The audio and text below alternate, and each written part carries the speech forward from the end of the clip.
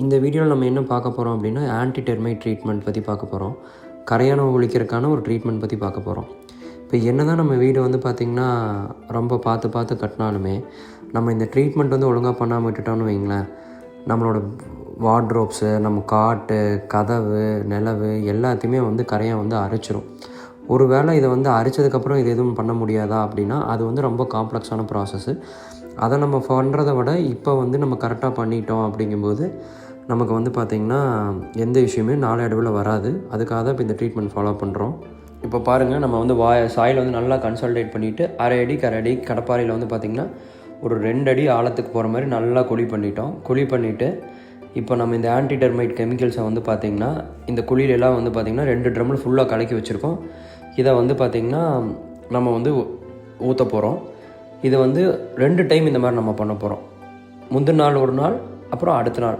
இதை வந்து நம்ம பண்ணும்போது கிட்டத்தட்ட இந்த ஸ்மெல் வந்து பார்த்திங்கன்னா 2 நாளைக்கு நம்ம இந்த சைட்டுக்குள்ளேயே போக முடியாத அளவுக்கு ஸ்மெல் இருக்கும்.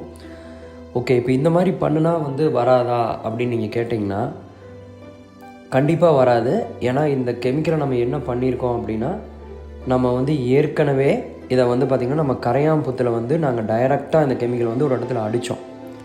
இப்போது இந்த டெர்மைட்டை நம்ம அடிக்கும்போது, டெர்மிசைடு அடிக்கும்போது வந்து பார்த்திங்கன்னா அந்த கரையாம்புத்தே வந்து பார்த்திங்கன்னா கிட்டத்தட்ட வந்து ஒரு 15 நாளில் வந்து அந்த கரையாம்புத்தே வந்து காலி ஆயிடுச்சு. ஒரு 15 டேஸில் வந்து டோட்டலாக நியூட்ரலைஸ் ஆயிடுச்சு. அதுக்கப்புறம் நம்ம என்ன பண்ணுவோம் அப்படின்னா டைல் பிசிசி இப்போ நம்ம போட்டுட்டோம். இப்போ இந்த பிசிசி போட்டதுக்கப்புறம் நம்ம என்ன பண்ணுறோம் அப்படின்னா கடைசியாக நம்ம டைல்ஸ் ஒட்டும்போது இந்த செவுத்தோட கார்னர்ஸ் எல்லாம் வந்து இதே மாதிரி ட்ரில் பண்ணி செவுத்தோட கார்னர்ஸு நம்ம நிலவுலாம் வச்சதுக்கப்புறம் நிலவோட அடிப்பகுதி எல்லா இடத்துலையும் இதே மாதிரி மறுபடியும் ட்ரீட்மெண்ட் பண்ணுவோம். மாதிரி வந்து பார்த்திங்கன்னா நாளைக்கு நம்ம காம்பவுண்ட் வால் கட்டி முடிச்சதுக்கப்புறம் அதோட அவுட்டர் ரீஜன், இன்னர் ரீஜன் எல்லா பக்கம் இதேமாதிரி நம்ம அப்ளை பண்ணிடுவோம். மார்க்கெட்டில் நிறையா டெர்மிசைட்ஸ் கிடைக்குது. இதுக்கு முன்னாடி ஒரு 4-5 டெர்மிசைட்ஸ் வந்து டெஸ்ட் பண்ணி அதையும் கரையாம்புத்தில் ஊற்றிருக்கோம். ஆனால் அது அவ்வளோ எஃபெக்டிவாக இல்லை.